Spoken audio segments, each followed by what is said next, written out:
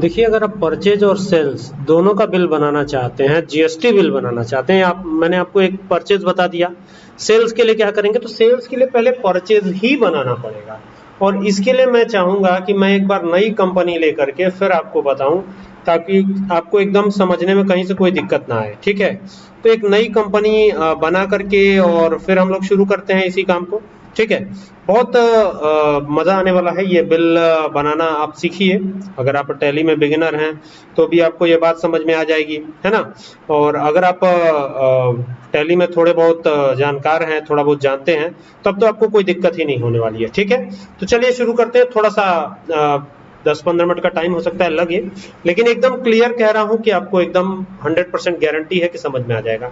सबसे पहले हमको नई कंपनी बनाने के लिए कीबोर्ड से F3 बटन प्रेस करना है, क्रिएट कंपनी पे जाना है, और यहाँ पर कंपनी का नाम जो भी, जैसे मान लीजिए मैंने दे दिया राम किराना स्टोर, यही कंपनी का नाम है हमारे, तो यही हमने दे दिया। ठीक है, कुछ और होगा कुछ और दे सकते हैं। यहाँ पे लोकल एरिया का एड्रेस आएगा, ये लोकल एरिया का एड्रेस आप डाल दीजिएगा। ये हो गया लोकल एरिया का एड्रेस, एंटर कर दीजिए। यहाँ यू प्रेस कीजिए, चूंकि हमारा स्टेट उत्तर प्रदेश है, आपका जो भी हो वो ले लीजिएगा। ठीक है, यहाँ पे 274001 दे दिया, एंटर कर दिया, एंटर कर दिया। और यहाँ पे एंटर करके 1 अप्रैल 2026 वाला बिल है, तो इसको एंटर करके एक्सेप्ट करा लिया लास्ट तक। अब जैसे ये आएगा तो ये एक विंडो खुलेगी। आप देख लीजिएगा कि आपको डिस्काउंट देना है नहीं देना है। फिलहाल मैं डिस्काउंट नहीं दे रहा। यहाँ पे जीएसटी को एक्टिवेट करना है, तो यहाँ पे यस भले ही आपको दिखे, बस यहाँ से अपना स्टेट चूज कर लीजिएगा। जैसे मेरा उत्तर प्रदेश है तो मैंने उत्तर प्रदेश चूज कर लिया है, एंटर किया, एंटर किया। यहाँ पे एसईज ऑफ अदर टेरिटरीज को छोड़ दीजिएगा। यहाँ पर आपका जो भी जीएसटीआईएन है वो डाल लीजिएगा। यहाँ पे मंथली जीएसटी फाइल करते हैं या क्वार्टरली, ये देख लीजिएगा। फिलहाल मैं मंथली ही रखने वाला हूँ। यूजर नेम जैसे कि मैंने पिछले वीडियो में बताया था, सूरज मैंने रख लिया। और यहाँ पे इस बार डीएससी कर लिया हमने, एंटर कर दिया, एंटर कर दिया, इसको एक्सेप्ट करा लिया। अब यहाँ पर भी आपको यस करना है। ठीक है, ये ऑप्शन भी यस करिएगा और यहाँ से स्पेसिफाई कर लीजिएगा। और यहाँ पे आपको HSN कोड डालना है, एंटर करना है, एंटर करना है। स्पेसिफाई कर सकते हैं, वैसे आप तीनों ऑप्शन का यूज कर सकते हैं, लेकिन फिलहाल मैं स्पेसिफाई करने वाला हूँ और यहाँ पे रखने वाला हूँ 28%। तो ये 28% रख लिया और एंटर करके इसको एक्सेप्ट करा लिया। बाकी को कंट्रोल ए कर दिया, सीधा ये एक्सेप्ट हो जाएगा। ठीक है, अब जब ये एक्सेप्ट हो जाए तो क्या करना है, अब चलना है सेल्स बिल बनाना है। आप रिसिप्ट वाउचर में पहली एंट्री पास कर सकते हैं, लेकिन हमारे साथ दिक्कत ये है कि आपको बताना है, तो हम सीधे कहाँ चलते हैं, हम सीधा आते हैं जो है, चलिए रिसिप्ट की एंट्री कर ही लेते हैं। आप 6 कर देते हैं, रिसिप्ट की एंट्री कर लेते हैं। Alt C करके कैपिटल अकाउंट का लेजर बनाते हैं। कंप्यूटर में टैली में कंपनी में लगाया जाने वाला फंड कैपिटल ही कहलाता है, तो यहाँ कैपिटल अकाउंट करके एंटर करके एक लेजर क्रिएट कर लीजिए और उसमें पैसा डाल दीजिए, कितना रुपये आप कंपनी में अपने दुकान में लगाना चाहते हो। डेबिट नीचे आएगा तो यहाँ कैश कर दीजिएगा, कैश में ये कर लीजिएगा। अगर फिर भी यहाँ पर ऐसी दिक्कत आए जैसे मेरे साथ आ रही है, तो आपको क्या करना है, Alt के साथ F2 प्रेस करना है और देखना है कि आपका फाइनेंशियल ईयर, अभी देखिए 2025-26 चल रहा है, तो यहाँ 1/4/2026 कर दीजिएगा और नीचे कर दीजिएगा 31/3/2027। मतलब ये फाइनेंशियल ईयर एंड होने वाली डेट है।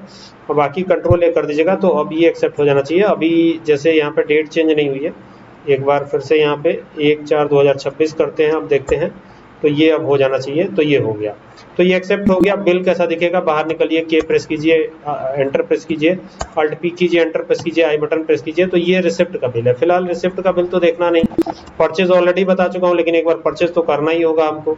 तो यहाँ से आते हैं, F9 प्रेस करके परचेज वाउचर में ये आ गए हम। यहाँ पे 1 अप्रैल की डेट है, आप चाहे तो इसको चेंज कर सकते हैं डेट, 1 मई कर देते हैं, 1/5/2026 कर देते हैं। तो अभी 1 मई की डेट हो चुकी है।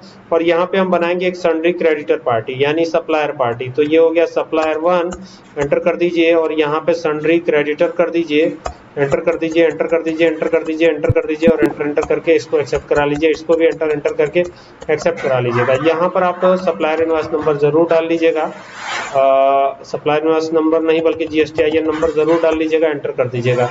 यहाँ पे आप बना लीजिए एक और लेजर जो कि है परचेज का, PURCHASE purchase account, see enter करिए। यहाँ परचेज का ग्रुप आएगा तो ये परचेज अकाउंट हो जाएगा। एंटर करके इसको एक्सेप्ट करा लीजिएगा।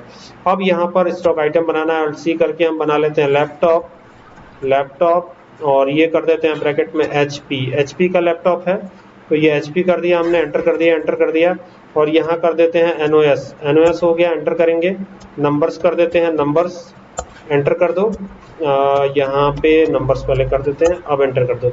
ये एन प्रेस करते ही नंबर्स आ जाएगा, लगा लीजिएगा और एंटर कर दीजिए। और यहाँ पे ये ध्यान दीजिएगा कि ये डिलीट बटन प्रेस कर दीजिएगा और यहाँ पे एंटर कर दीजिएगा। बाकी चेंज करना चाहे तो यहाँ से चेंज भी कर सकते हैं, लेकिन फिलहाल चेंज करने का कोई इरादा है नहीं। तो यहाँ पे 60 लैपटॉप, कितने, ये ध्यान दीजिएगा, ये आ गए 60 लैपटॉप्स। ठीक है, एक लैपटॉप की खरीद रेट 55,000 खरीद रेट है ये। ठीक है, बेचेंगे तो इससे ज्यादा का ही। अब यहाँ पे हम आते हैं, जीएसटी लगाते हैं, देखते हैं लगता है नहीं। CGST लिखा, हमने एंटर किया। ड्यूटीज एंड टैक्सेस इसका ग्रुप होता है, यही ध्यान रखना है आपको। पिछले वीडियो में सेल्स रह गया था, तो ये सेल्स भी इसमें पूरा ही कर दे रहा हूँ। और ये हो जाएगा नॉर्मल राउंडिंग, और एंटर कर लीजिएगा, एंटर करके एक्सेप्ट करा लीजिएगा। ये आ गया परचेज में। ठीक है, ये जीएसटी अमाउंट है। और CGST के साथ SGST आता है। CGST यानी central goods and service tax, और SGST यानी state goods and service tax. तो ये हो जाएगा, एंटर करेंगे, यहाँ पे आएगा नॉर्मल राउंडिंग, एंटर करके इसको एक्सेप्ट करा लेंगे। तो ये 4,62,000 4,62,000 ऐसे आ गया। एंटर करेंगे और यहाँ लिख देंगे द गुड्स, लिखेंगे द गुड्स, ये नरेशन है। तो the goods have been purchased on credit from, किससे खरीदा है, तो सप्लायर 1 से। तो ये सप्लायर 1, ये लिख देंगे हम, बस हो गया, ये हो गया परचेज। अब सेल्स में चलते हैं, देखते हैं सेल्स की क्या स्थिति है। अभी हम बिल पेमेंट नहीं कर रहे हैं, हमने उधार की परचेजिंग करी है, लेकिन सेल्स देखना जरूरी, क्योंकि पिछली बार सेल्स रह गया था। तो यहाँ पे आते हैं, एक डेटर पार्टी का लेजर बनाते हैं। डेटर यानी कस्टमर पार्टी, तो ये लिख दिया मैंने, कस्टमर 100 कर देते हैं, कस्टमर 100 हो गया। और यहाँ ये सन्ड्री क्रेडिटर लगाएंगे, क्रेडिटर नहीं बल्कि डेटर लगाएंगे, एंटर करेंगे, एंटर करेंगे और इसको एक्सेप्ट कराएंगे। देखते हैं इस बार आता है या नहीं आता है, चेक करना होगा। अगर आएगा तो एकदम राइट है। ठीक है, यहाँ पे आपको कुछ नहीं डालना, GSTIN कस्टमर का नहीं होता है। तो ये सेल्स कर दीजिएगा और एंटर कर लीजिएगा। सेल्स ही करना है, ये ध्यान दीजिएगा, SALES, और एंटर करके यहाँ सेल्स का ग्रुप आ जाएगा। तो ये सेल्स का ग्रुप हो गया, एंटर एंटर एंटर एंटर कर लीजिएगा, इसको एक्सेप्ट कर लीजिएगा। यहाँ पे जैसे आते हैं, तो ये हमने लिया था लैपटॉप या डेस्कटॉप जो भी लिया था, तो ये ले लेंगे। अब 3 लैपटॉप हम सेल कर रहे हैं, एक की सेलिंग रेट हमने रखी 77,000। ठीक है, तो ये आ गया। और यहाँ पे क्या करेंगे, CGST आएगा। तो जैसे CGST लगाया, ये ऑटो कैलकुलेट करने लगा।